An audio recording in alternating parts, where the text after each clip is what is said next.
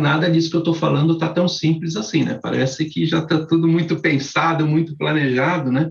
Mas a gente tem um olhar, um norte, o qual a gente está percorrendo, que faz bastante sentido do ponto de vista de propósito da empresa, né? O propósito da empresa é alimentar o mundo de forma responsável, né, no planeta, então tem que olhar toda a escassez que tem em volta da gente. Agora é um tanto quanto difícil quando você começa a materializar, e aqui começa a entrar o processo de transformação que tanta gente gosta de falar, né? Que aqui entra o processo de transformação cultural.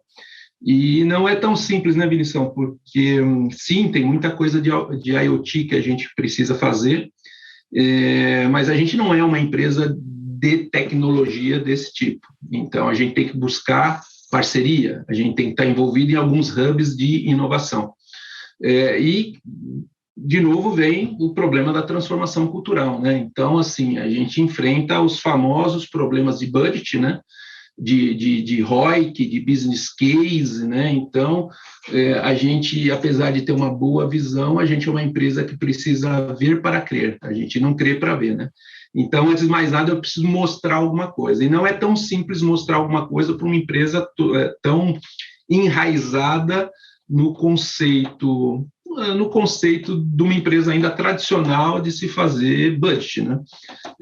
Então, esse tópico aí, o Schuster deve lembrar, a gente já discutiu, eu e ele, algumas vezes aí sobre beyond the budget e tudo mais, né? Algumas perspectivas que a gente poderia ter. Mas, sim, a gente faz budget anual, né? Então, muita coisa que nasce no meio do caminho, a gente tem muita dificuldade para mostrar que pode ser algo que a gente vai aprender, que não necessariamente é uma solução final, mas que a gente vai aprender.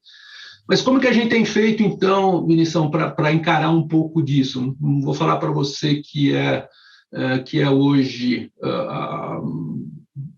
que a gente já conseguiu testar tudo, mas algumas coisas que a gente tem feito. A gente tem 4 hubs que a gente chama de digitalização, um no Vale do Silício, um em São Paulo, outro em Berlim e um em Singapura.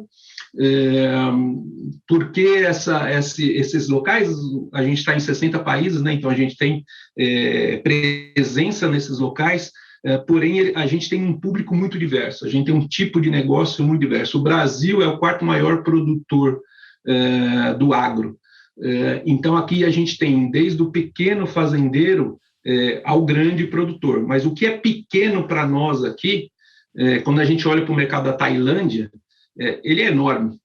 Na Tailândia ou na África, o produtor é muito menor.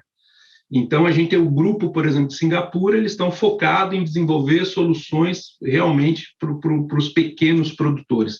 Enquanto a gente aqui no Brasil, Estados Unidos e na Europa, a gente está um pouco mais focado no que a gente chama de mercado profissional, um mercado maior. Então, por isso que a gente tem esses hubs. E dentro desses hubs, ele tem uma estrutura de squads, né?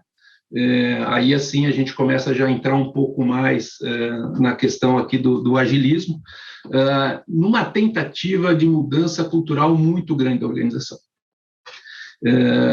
Eu digo tentativa porque a gente já está nessa jornada há 4 anos, e a gente ainda vem aprendendo com tudo isso, de como mover um Titanic desse para o speedboat, né? Não é tão simples assim, mas a gente vem aprendendo um pouquinho. Então, algumas mover 116 anos deve ser fácil, não? A gente tem algumas coisas que deram certo e tem outras que eu acho que, no mínimo, a gente está aprendendo que não deu muito certo. Mas o principal que eu queria chamar a atenção para uma grande empresa que nem a nossa, assim, não dá para falar que a gente é startup quando o cara fala assim, não, vamos fazer aqui vamos montar o digital aqui, sei lá, você tem 25 milhões de dólares para fazer isso aqui acontecer. Não tem espírito de startup, né? Com tudo isso de budget, contrata cientista, contrata empresas grandes, né? Vamos contratar a McKinsey para fazer nosso plano, né? Nada contra, absolutamente, essas empresas são muito importantes, traz muito conhecimento, mas é uma empresa que já começou grande.